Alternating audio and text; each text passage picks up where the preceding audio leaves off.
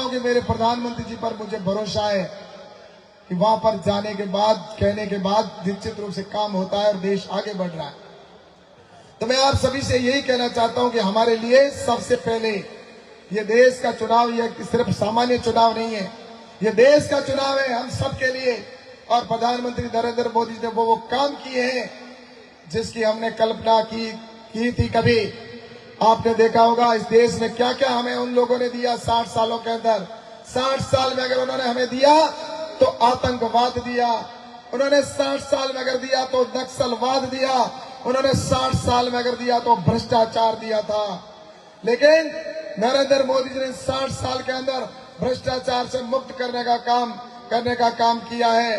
तो वहीं पर आतंकवाद को जड़ मूल से समाप्त करने का काम प्रारंभ इस तरह से किया कि आज आतंकवादी अगर हिंदुस्तान के अंदर हमला करने का सोचता है तो उसकी पैंट पीछे से पतलून गीली होने लग जाती है। यह है नया बदलता हुआ भारत। आज देश की सीमाएं हमारी सुरक्षित है।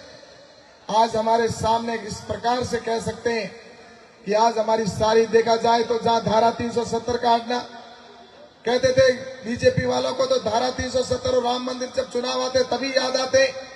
लेकिन आज मैं कहना चाहता हूं कि धारा 370 जिसकी वजह से 44,000 से अधिक देश के जवानों और देश के नागरिकों ने जान गंवाई थी, जहां पर सड़कों के ऊपर लिखा हुआ होता था जम्मू कश्मीर के अंदर कि हिंदुस्तानी कुत्तों वापस जाओ, आज उसी जम्मू कश्मीर के अंदर बड़े शान से तिरंगा फहराया जाता है और पूरे जम्मू कश्मीर के अंदर से धारा 370 हटा दी गई।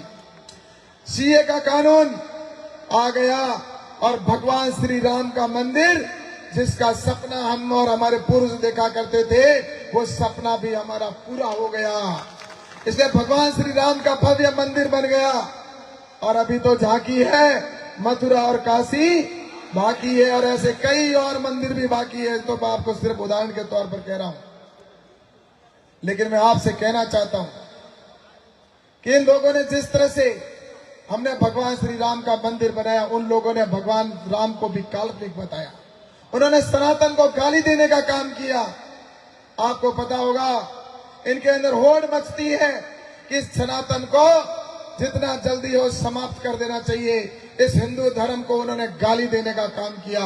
उन्होंने कई बार इस तरह से उनके यूपीए एनडीए जिस तरह से उनके अंदर होड़ लगती है, कांग्रेस के लोग हो या उनके गठबंधन के लोग हो, वो कहते हैं कि हिंदू धर्म के एक तरह से कोरोना है, इसको जिस तरह से कोरोना को समाप्त किया ऐसे हिंदू धर्म को समाप्त कर दो। कभी वो कहते हैं, उनसे भी आगे बढ़कर कोई बोलता है कि ये तो एड्स जैसी बीमारी है, इस हिंदू धर्म को एड्स जैसी बीमारी को समाप्त कर देना चाहिए। मैं कह देना चाहता हूं कि हिंदुस्तान में कई आए और कई चले गए। ऐसे कई शक आए, हूण आए, मुगल आए, अंग्रेज आए, वो भी नहीं मिटा पाए इस हिंदुस्तान से सनातन को। तुम किस बात की भूली हो जो इस सनातन को समाप्त कर सकते हो।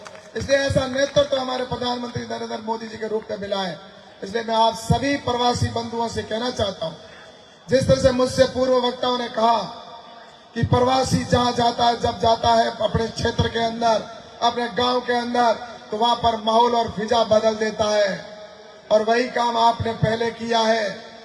इसलिए मैं आप सबसे कहना चाहता हूं, कांग्रेसियों को सिर्फ एक बात का डर रहता है और वो जब चुनाव हार जाते हैं तो एक भूट का ठीकरा फोड़ने का अगर कोई काम करते हैं तो भी वो यही कहते हैं कि ये प्रवासी आ गए, ये नहीं आते तो मैं जीत जाता। और ये प्रवासियों ने ये उपलब्धि पाई है क्योंकि ये देश के अंदर भारतीय जनता पार्टी एक ऐसी पार्टी है जो राष्ट्रवादी विचारधारा की पार्टी है, जिसके खून के अंदर सिर्फ भारत और भारत रहता है। और भारत के लिए भारतीय जनता पार्टी के कार्यकर्ता ने आज ये प्राप्त कर लिया है। आपको मैं बताऊं कि कई यहाँ पर हम सभी भारतीय जनता पार्टी से जुड़े हुए कार्यकर्ता बैठे हैं। यहाँ पर जब हम भाषण की शुरुआत करते हैं तो भारत माता की जय से शुरुआत करते हैं। आज से 10 साल पहले जब मैं भाषण देता था और भारत माता की जय और वंदे मातरम की अगर बात करता था, नारा लगाता था, तो पीछे से आवाज बहुत कम आती थी। लेकिन पिछले 10 साल के अंदर प्रधानमंत्री जी ने जिस तरह से राष्ट्रवाद, जो मैंने पहले कहा जापान में जिस तरह से भरने का काम किया, वैसा आज हमारे देश के प्रत्येक नागरिक में कर दिया। और उसी का परिणाम है कि आज अगर रात के अंधेरे के अंदर कोई 2 जने बाइक के ऊपर चले हुए जा रहे हैं मोटरसाइकिल पे और भारत माता की जय बोलते हुए जाएंगे और किसी चाय की दुकान के ऊपर थड़ी के अंदर अंधेरे के अंदर बैठे लोग अगर बात करेंगे कि रात को अंधेरे में कौन जा रहे हैं जो भारत माता की जय बोल रहे हैं, तो उन्हीं में से कोई आदमी बोलेगा अरे ये तो भाजपा वाले होंगे जो भारत माता की जय बोलते हैं, बाकी उन दूसरे तो बोलते ही नहीं है। इसलिए मैं आपसे कहना चाहता हूं कि हमारे खून के अंदर भारत माता है। हम जिएंगे तो भारत के लिए, मरेंगे तो भारत के लिए। ये भारत कोई भूमि का टुकड़ा नहीं है, ये भारत कोई भूमि का टुकड़ा नहीं है, जीता जागता एक राष्ट्र पुरुष है। भारत कोई भूमि का टुकड़ा नहीं है, जीता जागता राष्ट्र पुरुष है। ये अर्पण की भूमि है, तर्पण की भूमि है, ये वंदन की भूमि है, ये अभिनंदन की भूमि है। यहाँ का कंकर कंकर हमारे लिए शंकर है, यहाँ की नदी नदी हमारे लिए गंगा है। और हम जिएंगे तो भारत के लिए और मरेंगे तो भारत के लिए। और मरने के बाद गंगा में बहती हुई अस्थियों के कोई कान लगाकर सुनेगा तो उसमें से एक ही आवाज आएगी, भारत माता की जय, भारत माता की जय, भारत माता की जय। इसलिए मेरे भाइयों, मैं आप सबसे कहना चाहता हूं ये चुनाव भारत के लिए है और इस भारत के चुनाव के लिए, हमें देश के चुनाव के लिए आप सबसे विनम्र निवेदन करना चाहता हूं सभी प्रवासी भाइयों से कि आप समय से पहले अपना जो ये कर्म क्षेत्र है इसको छोड़कर जहां आपके मत है वहां पर सिर्फ आप अकेले नहीं, अपने परिवार के प्रत्येक व्यक्ति को जिनका वोट वहां पर है उन सबको साथ में ले जाकर एक एक वोट हमारे प्रधानमंत्री आदरणीय नरेंद्र मोदी जी के सपने को पूरा करने के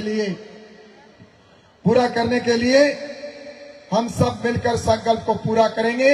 और हमारे जो 400 प्लस सीटें लाने का जो प्रधानमंत्री जी का सपना है उसको प्रधानमंत्री जी ने कहा है तो आप सभी के भरोसे के ऊपर कहा है, और हम सब प्रधानमंत्री जी के सपने को, भरोसे को पूरा करेंगे या नहीं करेंगे, पूरा करेंगे या नहीं करेंगे। दोनों हाथ उठाकर प्रधानमंत्री जी को भरोसा दिलाएं कि हम यहाँ से जाएंगे और हम सभी अपने क्षेत्र के अंदर पूरी ताकत के साथ में हमारे भारतीय जनता पार्टी के जितने भी प्रत्याशी हैं उनको भारी मतों से जीता कर आएंगे। ऐसी बात करते हुए हम सभी यहाँ पर आपके बीच में दर्शन करने के लिए आए, आप सबसे आशीर्वाद लेने के लिए आए हैं। तो आप सभी को मैं बहुत बहुत धन्यवाद देता हूँ और पुनः मैं सबका आभार प्रकट करता हूँ। आप सबने मेरी बात को सुना, इसके लिए आप सबका बहुत बहुत